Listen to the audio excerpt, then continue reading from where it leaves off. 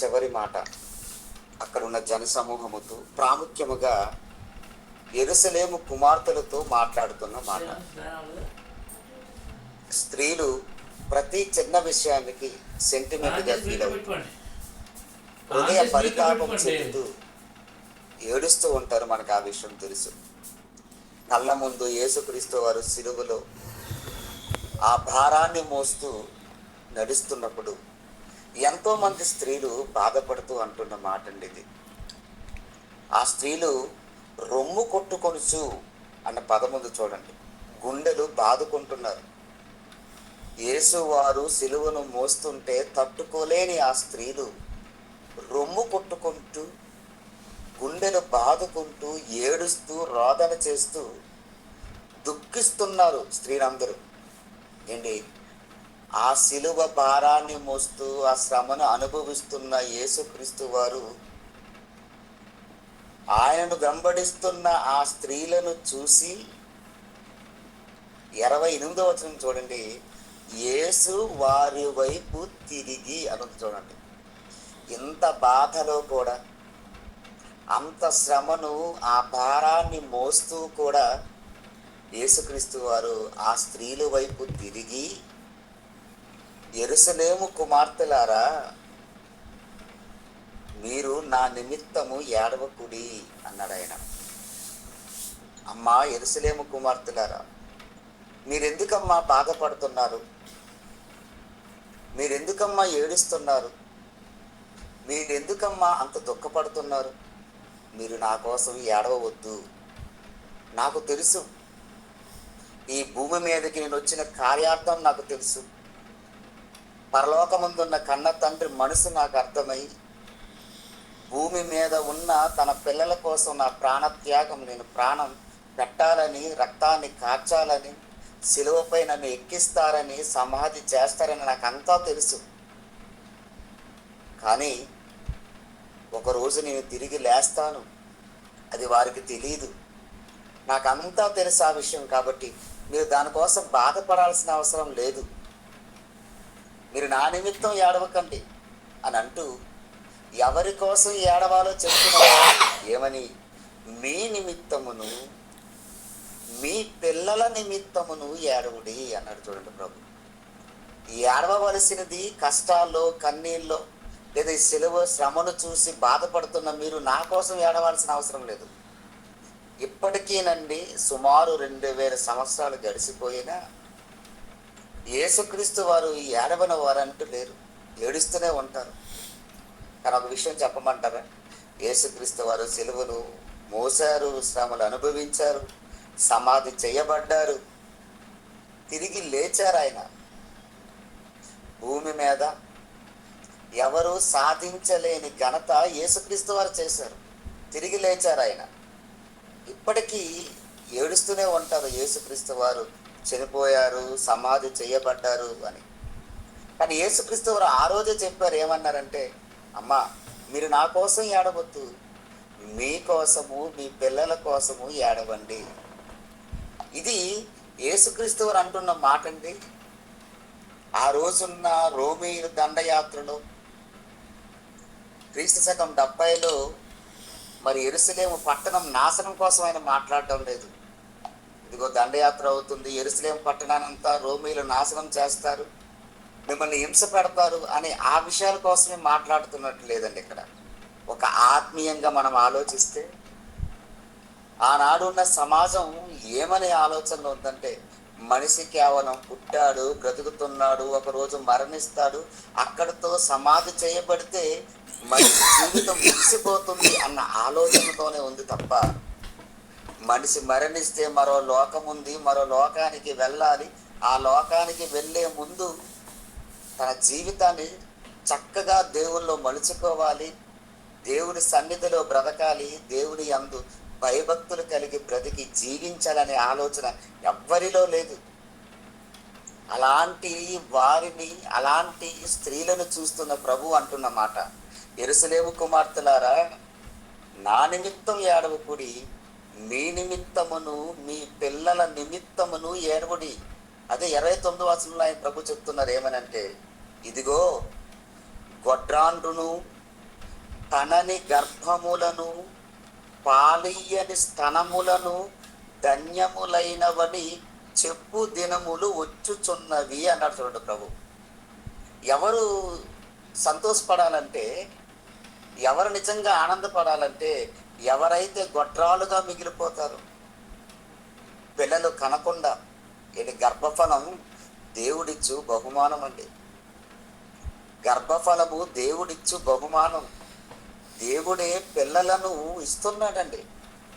దేవుడు పిల్లలను ఇచ్చిన పిల్లలను దేవుడి కోసం పెంచకుండా ఈ లోకములో ఉన్న ఆశ వైపు, ఈ లోకములో ఉన్న వాటి వైపు పిల్లలందరూ మగ్గిపోతే, వెళ్ళిపోతే, దేవుణ్ణి తెలియకుండా మరణించి నరకానికి వెళ్తే ఆ దేవుడు ఎంత బాధపడతాడండి.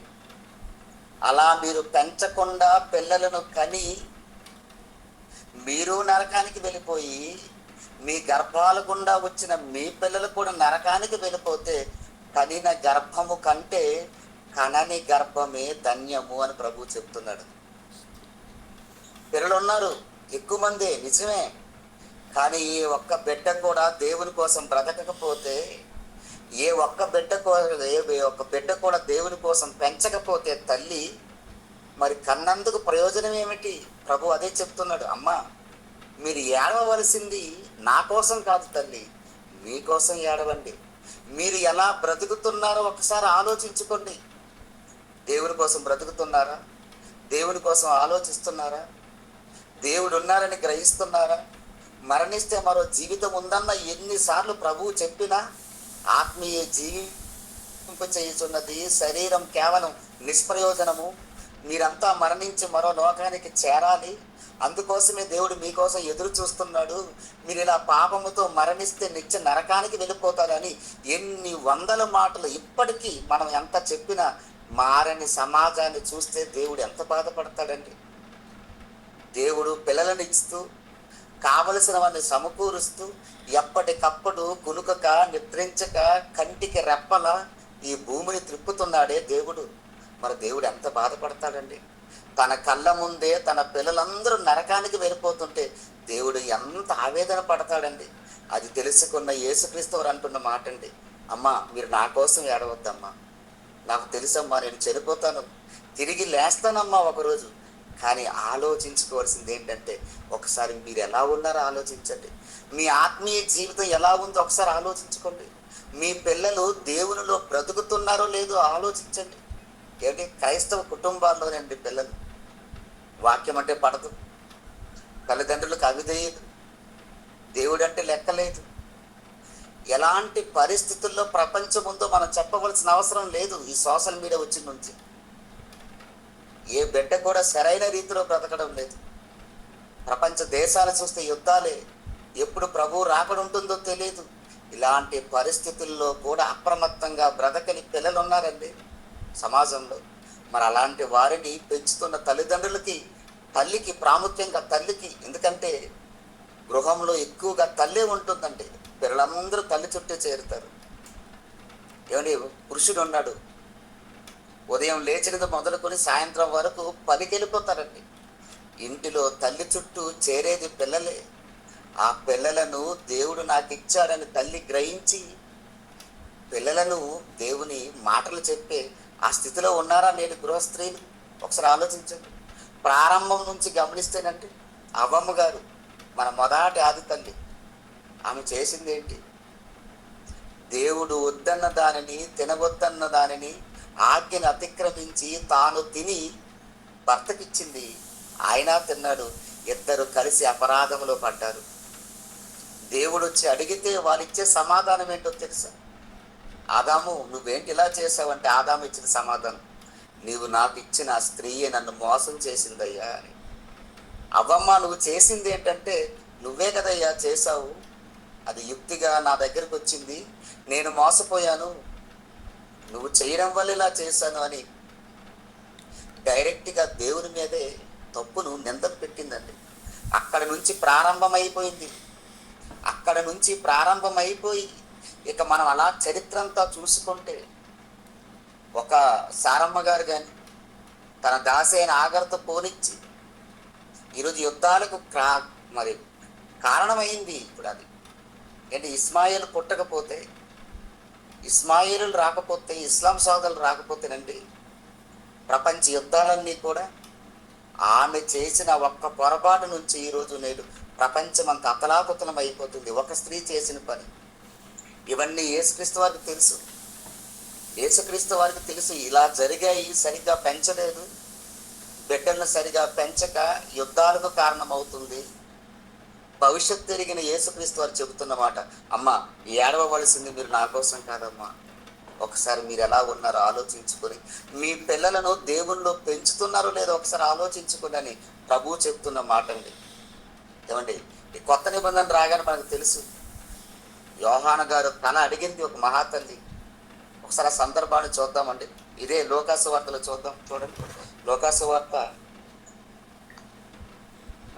లేదా మత్తయి వార్త చూద్దాం, బాగుంటుంది. మత్తయి వార్త 14వ అధ్యాయం చూద్దాం ఒకసారి. మత్తయి వార్త 14వ అధ్యాయం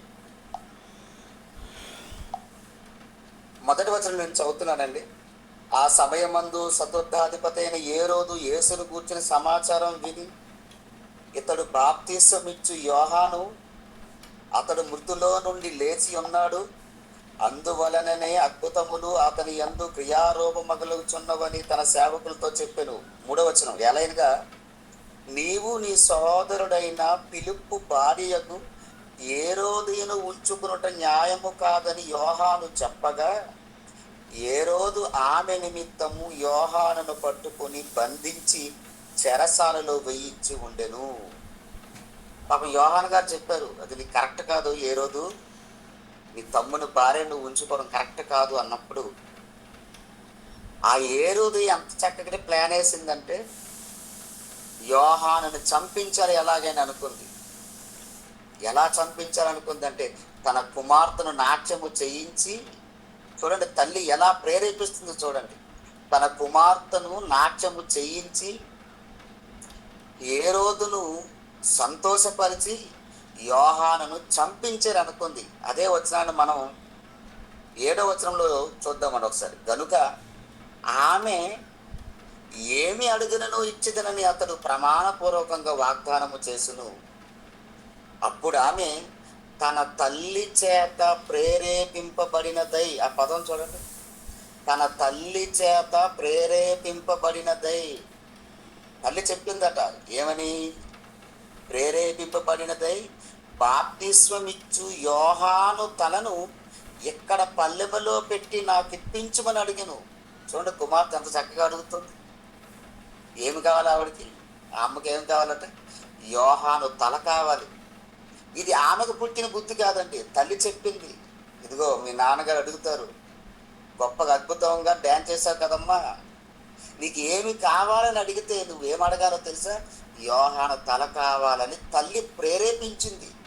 చూడండి తల్లి ఎలా పెంచుతుందో, ఆమె బ్రతుకు ఎలా ఉంది, తన కుమార్తెను ఎలా బ్రతకనిస్తుంది, ఇవన్నీ యేసుక్రీస్తు వారు ఆలోచిస్తున్నారండి. ఒక ఆస్య యోధారాజు, ఆయన తల్లి దుర్మార్గముగా ఎలా బ్రతకాలో నేర్పించింది. ఇలా ఎంతో మంది తల్లులండి తమ పిల్లలను సరిగా పెంచక వినాశనం వైపు వెళ్ళడానికి సిద్ధపడినట్టు పెంచారు. ఎందుకు ఇవన్నీ జరుగుతున్నాయి? మారణ హోమాలు.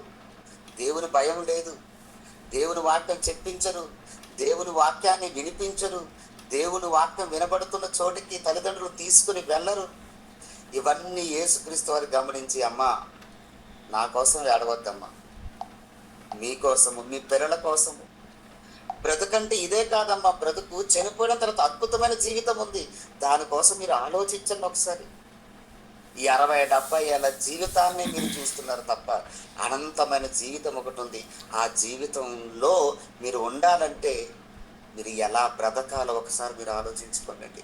మీరు బ్రతకండి, మీ పిల్లలను కూడా ఆ విధంగానే బ్రతకనివ్వండి అని యేసుక్రీస్తు వారి ఆవేదన అండి. సిలువను మోస్తున్నప్పుడు కూడా చివరి క్షణాలలో ఆయనకున్న ఆలోచన చూడండి. సిలువపై ఒక దొంగను మార్చాడు ప్రభు. వెళ్ళిపోతున్న క్షణాల్లో కూడా ఆయనకున్న ఆలోచన అంటే మనిషి అండి ఈ ఆకారాన్ని చూస్తాడండి. ఈ 5 అడుగుల 6 అడుగుల ఆకారాన్నే చూస్తాడు తప్ప ఈ ఆకారాన్ని నడిపిస్తున్న ఆత్మ గురించి ఎవరు ఆలోచించరు. చనిపోయాడా? ఓ సింపుల్. చనిపోయాడంటే చాలా సింపుల్గా ఆలోచిస్తామే తప్ప చనిపోయిన వ్యక్తి ఎక్కడికి వెళ్ళిపోయాడు, ఆయన బ్రతుకు ఎలా ఉంది. చనిపోతున్న వారందరూ మనకు ఒక పాఠాన్ని నేర్పిస్తూ వెళ్ళిపోతుంటారు.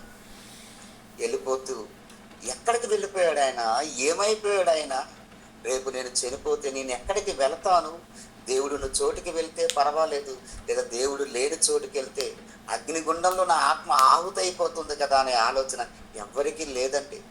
తల్లిదండ్రులకి లేదు, బిడ్డలకి లేదు. అది తెలుసుకున్న ప్రభు అంటున్న మాట, అమ్మ మీకంటే ఎవరు బెటరో తెలుసా? పిల్లలు కనకుండా చనిపోయిన వారే బెటరు. ఏమంటే నిజంగా కొత్త నిబంధనలు మనం ఆలోచిస్తే ఒక తిమోతి తల్లి అంటే యునేకే, ఆమె ఎంత గొప్పగా పెంచిందో తెలుసా తిమోతి గారిని. పౌలు గారితో ఆత్మీయంగా పౌలు గారే అంటున్నారు, నేను కన్న నా కుమారుడైన తిమోతి, వాక్యముతో కన్న నా కుమారుడైన తిమోతి అని సంబోధిస్తున్నారంటే తల్లి ఎంత గొప్పగా పెంచుంటుందా కుమారుడిని. అందుకే ఆయన రాయిస్తున్నాడు, ఈ విశ్వాసం మొదట నీ తల్లిలోను, ఆ తల్లిని కన్న తల్లి యునేకేలోనూ ఉంది, లోయలో క్షమించండి లోయలోనూ ఉంది. అక్కడ నుంచి వచ్చిందమ్మా ఈ విశ్వాసం తిమోతి. ఎంత గొప్ప ధన్యత నీదని. ఒక తల్లి తలుసుకుంటే, గృహ పరిపాలన చేసి ఒక తల్లి తలుచుకుంటేనంటే భర్తను మార్చగలదు, బిడ్డలను మార్చగలదు, కుటుంబాన్ని మార్చగలదు, సమాజాన్ని కూడా మార్చగలదు. అది ప్రభువుకు తెలుసు గనకనే అమ్మ ముందు మీకోసం ఏడవండి తల్లి ఎలా ఉన్నారో చూసుకోండి. ఆ తర్వాత మీ గర్భాల గుండా వస్తున్నారే మీ పిల్లలు, వారు ఎలా ఉన్నారో ఒకసారి ఆలోచించండి. దేవునిలోనైనా పెంచుతున్నారు మీరు, దేవునిలోనైనా మీరు బ్రతుకుతున్నారు, ఒక్కసారి ఆలోచించుకోండి అమ్మని ప్రభువు మాట్లాడుతున్నాడండి. అంత శ్రమలో కూడా, అంత భారాన్ని మోస్తూ కూడా నిజంగా ఈరోజు మనం ఆ వాక్యాన్ని మనం ఆలోచిస్తే, క్రీస్తు శ్రమలను గురించి, మన శ్రమలను ఆ రోజుల్లో ఉన్నామని మనం ఆలోచిస్తే మనము దేనికోసం శ్రమ పడుతున్నాం, మన ఆత్మీయ జీవితం ఎలా ఉందనేది ఒక్కసారి మనం ఆలోచించుకోవాలండి. ఏమంటే కొత్త నిబంధనలు పౌలు గారు రాస్తున్న మాటను ఒకసారి చూద్దాం. ఇదే తిమోతికి రాసిన పత్రికలోనండి ఆయన మాట్లాడుతూ ఏమంటున్నారో చూద్దామండి. తిమోతికి రాసిన మొదటి పత్రిక 5వ అధ్యాయం అండి. తిమోతికి రాసిన మొదటి పత్రిక 5వ అధ్యాయము 14వ వచనం అండి. 14వ వచనం. తిమోతికి రాసిన మొదటి పత్రిక 5వ అధ్యాయం 14వ వచనం. కాబట్టి యవ్వన స్త్రీలు వివాహము చేసుకొని, చూడండి ఎంత చక్కగా ఉంది, వివాహము చేసుకొని తర్వాత మాట పిల్లలను కని గృహ పరిపాలన జరిగించుచు. గృహ పరిపాలన జరిగించే అధికారం అండి, ఒక రకంగా చెప్పాలంటే హోమ్ మినిస్టర్ పోస్ట్ అండి. హోమ్ మినిస్టర్ పోస్ట్ యేసుక్రీస్తు వారు దేవుడు స్త్రీలకు ఇచ్చాడు. గృహ పరిపాలన జరిగించుచు తర్వాత మాట చూడండి, నిందించుటకు విరోధికి అవకాశం ఇయ్యకుండవలెనని కోరుచున్నాను అని ఉంది. అంటే అపవాదికి అవకాశం ఇచ్చేది ఎవరంటే స్త్రీయే. ఎప్పుడు?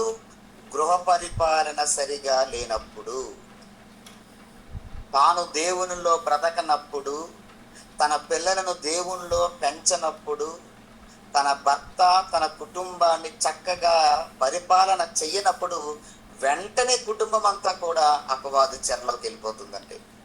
అందుకే కాబట్టి యవ్వన స్త్రీలు వివాహము చేసుకొని పిల్లలను కని గృహ పరిపాలన జరిగించుచు నిందించుటకు విరోధికి అపవాదికి అవకాశం ఇవ్వద్దు అంటారు.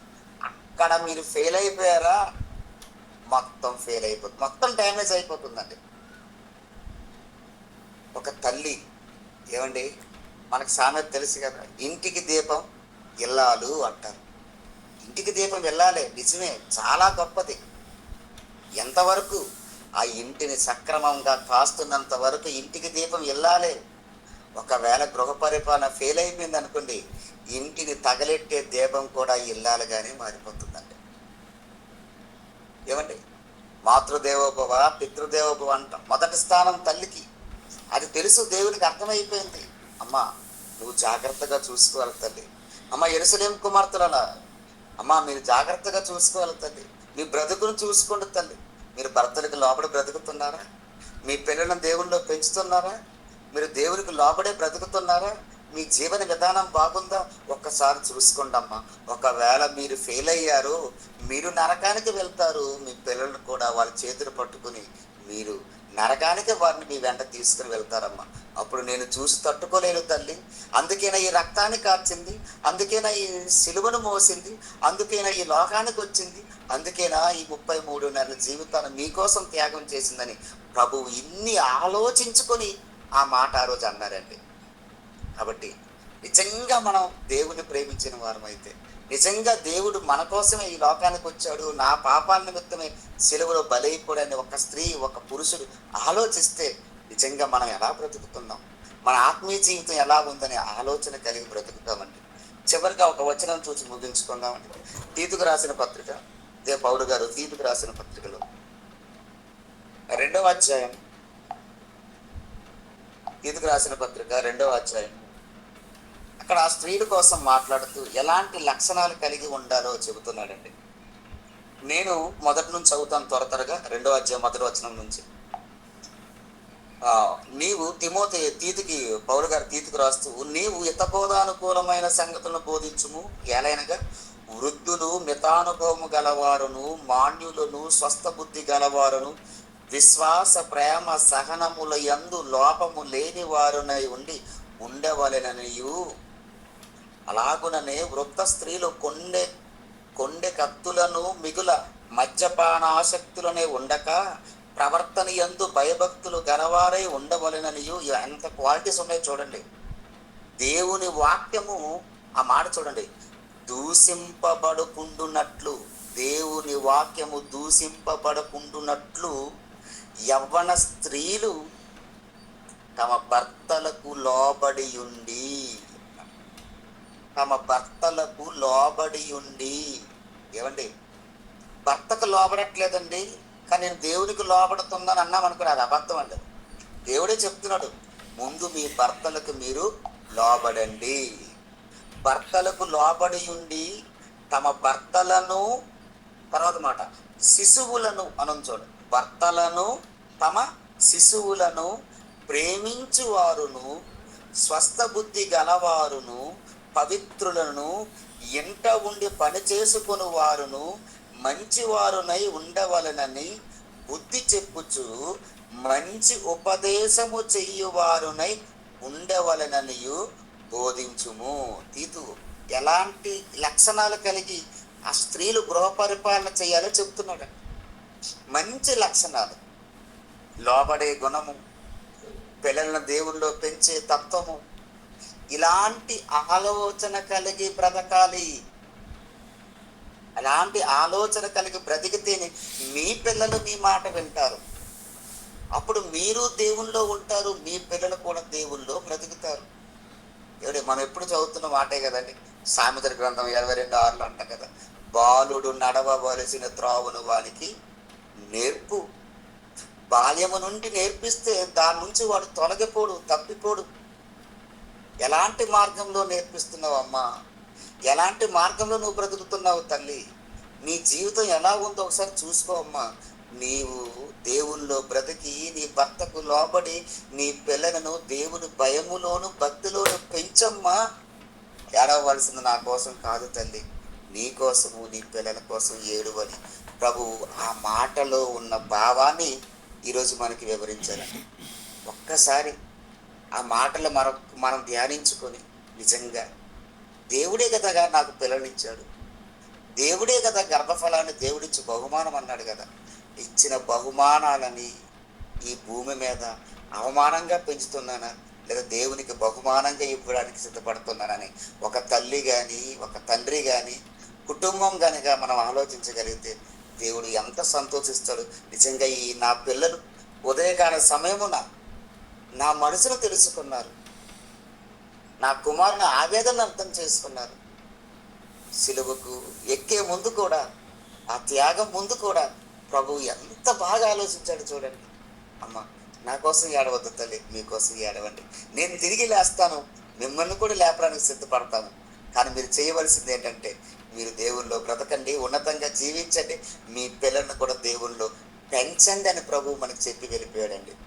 అది మనం జ్ఞాపకం చేసుకొని మన ఆత్మీయ జీవితంలో ఇంకేమైనా లోటుపాట్లు ఉన్నా, సరి చేసుకోవాల్సిన విషయాలు ఏమైనా ఉన్నా వాక్యంతో ఎప్పటికప్పుడు సరి చేసుకుంటూ మన ఆత్మీయ జీవితాన్ని ముందుకు కొనసాగించాలని ఈ మాటలు నన్ను నేను హెచ్చరించుకుంటూ మిమ్మల్ని కూడా ఆత్మీయంగా హెచ్చరిస్తూ ఈ చిన్న మాటలు ముగిస్తున్నాను. అందరికీ వందనాలండి. ప్రభునామానికి మహిమ కలుగును గాక. ఇంతవరకు చాలా చక్కని సంగతులు దైవజనుల ద్వారా మనందరం విన్నాం. చాలా మంచి విషయాలు మీ అందరికీ బాగా చక్కగా స్పష్టంగా అర్థమయ్యాయి అనుకుంటున్నాను. ఏమండి, ఎంత భారంతో ప్రభువారు మాట్లాడుతున్నాడు ఆ స్త్రీలతోని. వారి పిల్లలు నాశనానికి వెళ్ళిపోకూడదని, నరకానికి వెళ్ళిపోకూడదని, మీకోసం, మీ పిల్లల కోసం ఏడవండి, నా కోసం కాదు. ఏమండి, ప్రభు మాటలు వింటుంటే మనసు మండిపోద్దండి. అమ్మాయి మార్గంలో ఇరువురితో నడుస్తాడు ఆయన. వాళ్ళు అంటారు, ఈయన ప్రభు అంటారు. వెళ్ళిపోయిన తర్వాత ప్రభు వచ్చి ఆయన ప్రత్యక్షత అయిపోయిన తర్వాత మనతో నడిచింది ప్రభువే, ఎందుకంటే ఆయన మాట్లాడుతుంటే మన మనసులో మండిపోలేదా అని అంటారు. ప్రభు మాట్లాడుతుంటే ఈరోజు ఈ లోకంలో ఉన్న మనము ఆయనను సరైన విధంగా అర్థం చేసుకోలేకపోతున్నాం. ఒక విధంగా చెప్పాలంటే ఈ లోక మాయ, లోక ఆశలు, లోక కోరికలు మదిమేస్తున్నాయి కిందకి కదా. విత్తనాలు ఉపమానంలో చూస్తాం మనం, ముళ్ళ పొదల్లో పడిన విత్తనాలు, అవి ఫలించడం లేదు. అలా చాలా సందర్భాల్లో చాలా విషయాల్లో మనం మోసపోతున్నాం. ఒకసారి మన అంతరాత్మకు మనం, మన మనసుకు మనం ఒకసారి అడుక్కుంటే నిజమే చాలా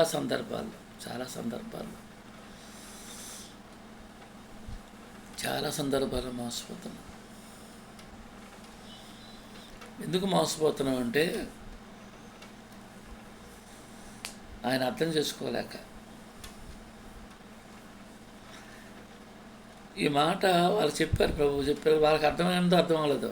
ఎవరికి? యెరూషలేము కుమార్తెలకి.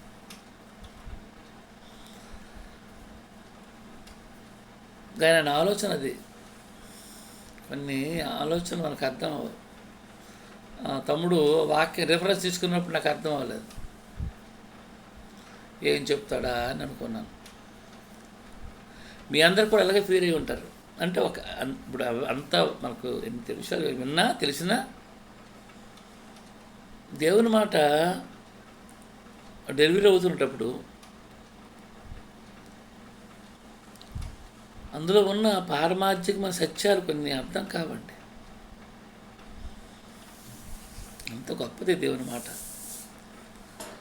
భూమిని, ఆకాశాన్ని, సమస్తాన్ని కలిగించింది దేవుని మాట అంటే మరి ఎలా ఉంటుంది? అంటే దేవుని మాటలు అంటే చాలా ఇంట్రెస్ట్ చూపించాలి మనందరం, మీరు, నేను, మనందరం కూడా. ఏమంటే ఈరోజు మంచి విషయాలు, ఆయన మనసులో ఉన్న, ప్రభు మనసులో ఉన్న వేదన, మంచి మాట అన్నాడు ఆయన. అక్కడ రాయబడింది, వాళ్ళు ఏడుస్తుంటే ఆయన తిరిగి చూచి, అంత శ్రమల్లో కూడా ఆగి తిరిగి చూసి వారికి ఒక మాట మాట్లాడుతున్నాడు ఆయన. వారితో మాట్లాడుతున్నాడు. చాలా మంచి విషయాలు నేర్చుకున్నాం, మంచి విషయాలు నేర్పించారు తమ్ముడు శ్రీని గారు. సమయంలో మీ అందరి తరపు నుండి, నా తరపు నుండి, సంఘం తరపు నుండి వారికి ప్రత్యేకమైన వందనాలు తెలియజేస్తున్నాను. వందనాలు తమ్ముడు, వందనాలు. థ్యాంక్ యూ తమ్ముడు. Thank you. చాలా అవసరం తమ్ముడు, మీ మాటలు మాకు ఎంతో అవసరం. మీరు కూడా మమ్మల్ని ఎంతో ప్రేమిస్తున్నారు, మీరు మాకు సమయాన్ని వెచ్చిస్తున్నారు. మేము మీకు చాలా కృతజ్ఞత మేము చూపించవలసిన వారమై ఉన్నాం. ఎందుకంటే ఈరోజు సత్య సంబంధమైన వాక్యం చెప్పిన వారు కొదవైపోతున్నారు, తగ్గిపోతున్నారు. ఆశీర్వాదాలు, లేకపోతే దేవుని మనస్సును చూడక పై పై మాటలు చెప్పిన వారు ఎక్కువైపోతున్నారు. అందువల్ల దేవుని మనసును మిస్ అయిపోతున్నాం. మేము ఒక మాట చెప్పాలని మేము కూడా మిస్ అయిపోతున్నాం. నాకు కూడా కొన్ని సందర్భాలు చదువుతున్నప్పుడు కూడా కొన్నిసార్లు కొన్ని విషయాలు అర్థం కావు, అర్థం చేసుకోలేము. ఉన్న బలహీనతలు బట్టి, కొన్ని ఆత్మీయ బలహీనత బట్టి ఉండొచ్చు, శారీరక బలహీనతలు బట్టి ఉండొచ్చు. నిజంగా ఇది మనందరికీ లోపం. ఇది అందరికీ ఎంతో గొప్ప ఒక లోపం అనేది ఏమండి. బట్టి ప్రేమతో చెప్తున్న మాట ఏంటంటే, దేవుని వాక్యం మనసులో పదిలిపరుచుకోవడానికి మనం ప్రయత్నించేద్దాం. ఆ మాటల ప్రకారంగా సాధ్యమైనంత వరకు కొద్దిగా మనకు సాధ్యమైనంత వరకు జీవించడానికి ప్రయత్నించేద్దాం. మనకు అవసరం ఇది, చాలా మంచిది. మనం ప్రార్థన చేసుకుందాం. ప్రార్థన చేసుకొని ఈ కార్యక్రమంలో